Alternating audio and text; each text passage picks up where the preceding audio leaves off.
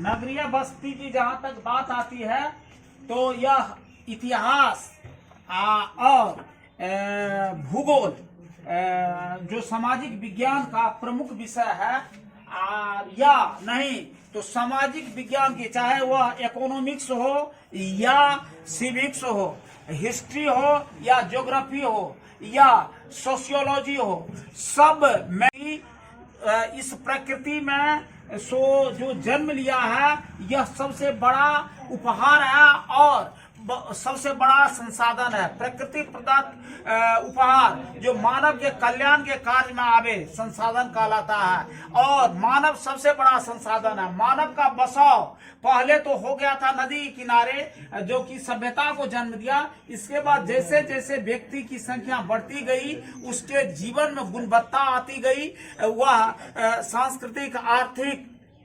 शैक्षणिक और क्या नाम है, ये आपको सामाजिक दृष्टिकोण से काफी मजबूत होता गया।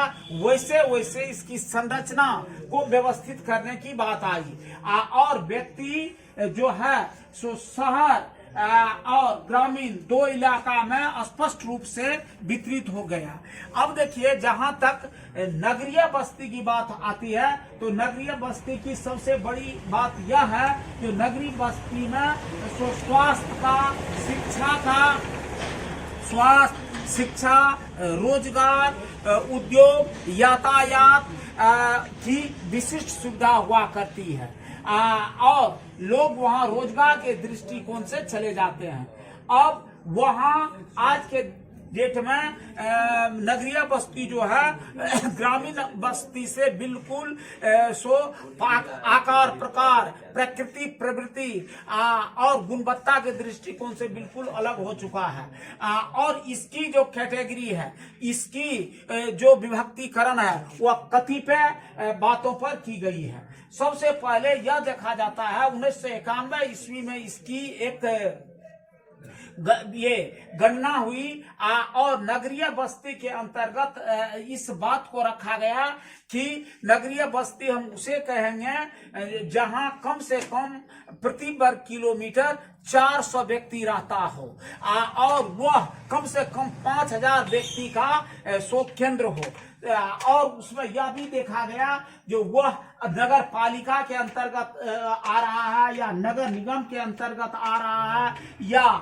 छावनी के अंतर्गत आ रहा है, अधिसूचित नगरीय क्षेत्र हो या नगरीय क्षेत्र समिति हो और जहां कम से कम उस धरातल पर 5000 व्यक्ति सघन आबादी के साथ बसा हुआ हो।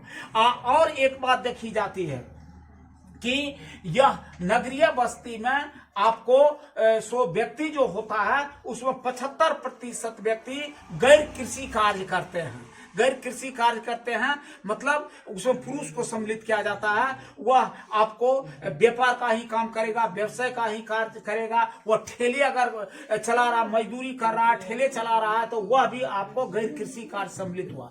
तो 7 बातें मुख्य रूप से इसमें सम्मिलित है, जिसको मैंने बोर्ड पर लिख दिया हूं। नंबर 1, नगर बस्ती जो है उसके अंतर्गत, नगरीय बस्ती के अंतर्गत नगर पालिका 1, नगर निगम 2, छावनी बोर्ड 3, अधिसूचित क्षेत्र 4, नगरीय क्षेत्र समिति जो है वह 5 और साथ ही साथ कम से कम 5000 व्यक्ति का सघन निवास स्थल हो। और छठा बात यह होता है जो यहाँ के 75% कम से कम व्यक्ति गैर कृषि कार्य करता हो और वह आपको सघन आबादी में कम से कम 400 व्यक्ति प्रति वर्ग किलोमीटर निवास करता हो, वही होता है आपको नगरीय बस्ती। समझे? यही है।